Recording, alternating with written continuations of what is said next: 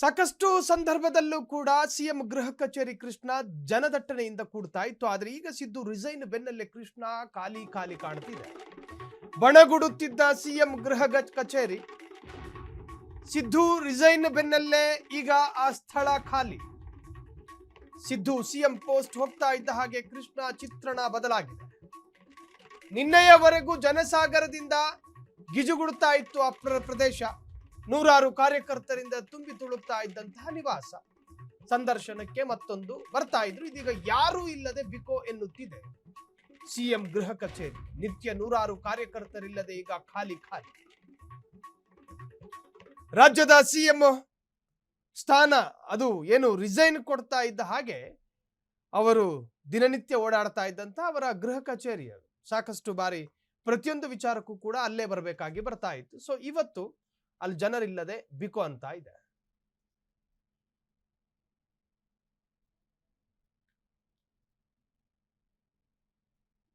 S, ಇದಕ್ಕೆ ಸಂಬಂಧಪಟ್ಟ ಹಾಗೆ ನಮ್ಮ ಪ್ರತಿನಿಧಿ ರೋಹನ್ ವಾಕ್ಥ್ರೂ ನಡೆಸಿದ್ದಾರೆ, ನೋಡ್ಕೊಂಡು ಬರೋಣ. ಫ್ರೀಡಂ ಟಿವಿಗೆ ಸ್ವಾಗತ. ನಾನು ರೋಹನ್ ಹಿರೇಮಠ್. ಮುಖ್ಯಮಂತ್ರಿ ಸ್ಥಾನದಿಂದ ಕೆಳಗಿಳಿದ ಬಳಿಕ ಮಾಜಿ ಮುಖ್ಯಮಂತ್ರಿ ಆಗಿರುವಂಥ ಸಿಎಂ ನಿವಾಸದ ಬಳಿ ನಿಜಕ್ಕೂ ಕೂಡ ಸ್ತಬ್ಧವಾಗಿರುವಂಥದ್ದು. ದಿನನಿತ್ಯವಾಗಿ ಕಾರ್ಯಕರ್ತರು ನಾನಾ ಭಾಗಗಳಿಂದ ಜಿಲ್ಲೆಗಳಿಂದ ಬರ್ತಕ್ಕಂಥ ಕಾರ್ಯಕರ್ತರಾಗಿರ್ಬಹುದು, ಅವರ ಬೆಂಬಲಿಗರಾಗಿರ್ಬೋದು ಮತ್ತು ಹಿತೈಷಿಗಳಾಗಿರ್ಬೋದು, ಇವತ್ತು ಅವರ ಮನೆ ಮುಂಭಾಗದಲ್ಲಿ ಸ್ತಬ್ಧವಾಗಿದೆ. ಸಿಎಂ ಸ್ಥಾನದಿಂದ ಕೆಳಗಿಳಿದ ಬಳಿಕ ಮಾಜಿ ಮುಖ್ಯಮಂತ್ರಿ ಸಿದ್ದರಾಮಯ್ಯನವರ ಅಧಿಕೃತ ಒಂದು ನಿವಾಸದ ಮನೆ ಮುಂದೆ ಕುಮಾರಕೃಪಾ ರೋಡ್ದಲ್ಲಿ ಇರ್ತಕ್ಕಂಥದ್ದು ಅವ್ರ ಮನೆ ಮುಂಭಾಗದಲ್ಲಿ ಇದ್ದೀನಿ. ಸಾಕಷ್ಟು ಜನಸಂಖ್ಯೆ ಸಾಕಷ್ಟು ಜನರು ಬರ್ತಾ ಇದ್ರು, ಸಾಕಷ್ಟು ಅಭಿಮಾನಿಗಳು ದಿನನಿತ್ಯವಾಗಿ ಕೂಡ ಹಲವು ಸಮಸ್ಯೆಗಳನ್ನು ಹಿಡಿದುಕೊಂಡು ಬರ್ತಾ ಇದ್ದಂಥ ಒಂದು ಅಧಿಕೃತ ನಿವಾಸಕ್ಕೆ ಇವತ್ತು ಅಧಿಕಾರ ಹೋದ ನಂತರ, ಅಧಿಕಾರದಿಂದ ಕೆಳಗೆ ಇಳಿದ ನಂತರ ಇವತ್ತು ಎಲ್ಲವೂ ಕೂಡ ಚಿತ್ರಣ ಬದಲಾಗಿರುವಂಥದ್ದು ನೀವು ಗಮನಿಸ್ತಾ ಇರಬಹುದು. ಇದು ನಾನು ನೇರವಾಗಿ ಕುಮಾರಕೃಪಾ ರೋಡ್ ಮುಂಭಾಗದಲ್ಲಿ ಅಧಿಕೃತ ಅವರ ನಿವಾಸ ಮುಂಭಾಗದಲ್ಲಿ ಇದ್ದೀನಿ. ದೃಶ್ಯಾವಳಿಗಳೆಲ್ಲ ಅವರ ಒಂದು ನಿವಾಸವನ್ನು ತೋರಿಸ್ತಾ ಹೋಗ್ತೀನಿ. ಇವಾಗ ನೀವು ಗಮನಿಸ್ತಾ ಇರಬಹುದು, ಇದೇ ಸಿಎಂ ಸಿದ್ದರಾಮಯ್ಯನವರು ಕೂಡ ಅಧಿಕಾರದಲ್ಲಿ ಇದ್ದಂಥ ಸಂದರ್ಭದಲ್ಲಿ ಅಧಿಕೃತ ನಿವಾಸ. ಈಗ ಸದ್ಯಕ್ಕೆ ಎಲ್ಲವೂ ಕೂಡ ಮೌನವಾಗಿರುವಂಥದ್ದು. ರಾಜಕೀಯ ವಿಚಾರಗಳನ್ನು ಹೇಳಿಕೊಳ್ಳಲು ಕಾರ್ಯಕರ್ತರು ಮತ್ತು ಸಾರ್ವಜನಿಕರು ದೊಡ್ಡ ಸಂಖ್ಯೆಯಲ್ಲಿ ಕೂಡ ಅಭಿಮಾನಿಗಳು ಕೂಡ ಬಳಗ ಬರ್ತಾ ಇತ್ತು. ನಿವಾಸದ ಮುಂದೆ ವಾಹನಗಳು, ಕಾರ್ಯಕರ್ತರ ಗುಂಪುಗಳು, ರಾಜಕೀಯ ಚಟುವಟಿಕೆಗಳು ಕೂಡ ನಿರಂತರವಾಗಿ ಕೂಡ ಸಾಕ್ತಾ ಇತ್ತು. ಈಗ ಆ ಎಲ್ಲವೂ ಚಿತ್ರಣಗಳು ಈಗ ಸಂಪೂರ್ಣವಾಗಿ ಬದಲಾವಣೆ ಆಗಿರುವಂಥದ್ದು.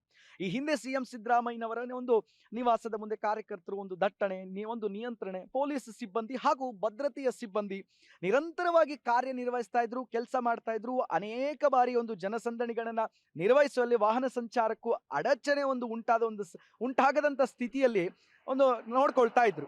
ಈಗ ಅದೇ ಸ್ಥಳದಲ್ಲಿ ಜನರು ಓಡಾಟ ಗಣನೀಯವಾಗಿ ಈಗಾಗಲೇ ಕಡಿಮೆ ಆಗಿರುವಂಥದ್ದು. ಅಧಿಕಾರದಲ್ಲಿದ್ದಾಗ ಸಿಎಂ ಸಿದ್ದರಾಮಯ್ಯನವರು ಕೂಡ ಅವರನ್ನ ಭೇಟಿ ಮಾಡೋಕ್ಕೋಸ್ಕರ ಕಾಯ್ತಾ ಇದ್ದಂತಹ ಜನ ಇವತ್ತು ಹಲವು ನಾಯಕರು ಕೂಡ ಸಿಎಂ ನಿವಾಸದ ಕೃಷ್ಣ ನಿವಾಸದತ್ತ ಕೂಡ ಯಾರು ಕೂಡ ಇವಾಗ ಸುಳಿತಾ ಇಲ್ಲ. ರಾಜಕೀಯ ಅಧಿಕಾರ ಮತ್ತು ಕೇಂದ್ರದಿಂದ ಬದಲಾಗ್ತಾ ಇದ್ದಂತೆ ಜನರ ಒಂದು ಆಕರ್ಷಣೆಗೆ ಹೊಸ ಅಧಿಕಾರದತ್ತ ಈಗ ತಿರುವುದೇ ಎಂಬ ಪ್ರಶ್ನೆ ಈಗ ಸದ್ಯಕ್ಕೆ ಉಂಟಾಗಿದೆ. ಸಿದ್ದರಾಮಯ್ಯನವರ ಆಪ್ತರಂತ ಗುರುತಿಸಿಕೊಂಡಿರ್ತಕ್ಕಂಥ ಕೆಲ ನಾಯಕರು ಕೂಡ ಕೆಲವೊಂದಿಷ್ಟು ಬೆಂಬಲಿಗರು ಕೂಡ ಬರ್ತಾ ಇದ್ರು. ಕಳೆದ ರಾಜಕೀಯದಲ್ಲೂ ಕೂಡ ಸಾಕಷ್ಟು ಬರ್ತಾ ಇದ್ರು. ಆದ್ರೆ ಅದೇ ಒಂದು ಸಿಎಂ ನಿವಾಸದ ಅವರು ಒಂದು ನಿವಾಸದ ಕೃಷ್ಣ ಒಂದು ನಿವಾಸದ ಬಳಿ ಸಾಕಷ್ಟು ಚಿತ್ರಣವನ್ನ ಬದಲಾಗಿದೆ. ಅಧಿಕಾರದಲ್ಲಿ ಇದ್ದಂತಹ ಸಂದರ್ಭದಲ್ಲಿ ಇಷ್ಟೊಂದು ಇತ್ತಂತೆ ಜನ ಬರ್ತಾ ಇದ್ದಂತರು ಇವೆಲ್ಲವೂ ಕೂಡ ನೀರವ ಮೌನವಾಗಿರುವಂಥದ್ದು. ಇಲ್ಲಿ ನೀವು ಗಮನಿಸ್ತಾ ಇರ್ಬೋದು, ಅಧಿಕಾರದಲ್ಲಿ ಇದ್ದಂತಹ ಸಂದರ್ಭದಲ್ಲಿ ಅವರು ಕೊಟ್ಟಂತಹ ಕೊಡುಗೆಗಳು, ಅವರ ಕೊಟ್ಟಂತಹ ಕೆಲವೊಂದಿಷ್ಟು ಯೋಜನೆಗಳು ಸಕಾರಾತ್ಮಕವಾಗಿ ಕೆಲವೊಂದಿಷ್ಟು ಬೆಳವಣಿಗೆಗಳು ಕೂಡ ಆಯ್ತು. ಆದ್ರೆ ಕೆಳಗಿಳಿದ ನಂತರ ಮಾಜಿ ಸಿಎಂ ಸಿದ್ದರಾಮಯ್ಯನವರು ಅವರ ಒಂದು ನಿವಾಸದ ಬಳಿ ಇವತ್ತು ಸ್ತಬ್ಧವಾಗಿರುವಂಥದ್ದು ನೋಡಿ. ಅಧಿಕಾರ ಒಂದೇ ಶಾಶ್ವತ ಅಲ್ಲ ಅನ್ನೋದಕ್ಕೆ ಇದು ಒಂದು ಸಾಕ್ಷಿ ಅಂತ ಹೇಳುದು. ಕ್ಯಾಮರಾ ಪರ್ಸನ್ ವೆಂಕಟೇಶ್ ಜೊತೆ ರೋಹನ್ ಹಿರೇಮಠ್, ಫ್ರೀಡಂ ಟಿವಿ, ಬೆಂಗಳೂರು.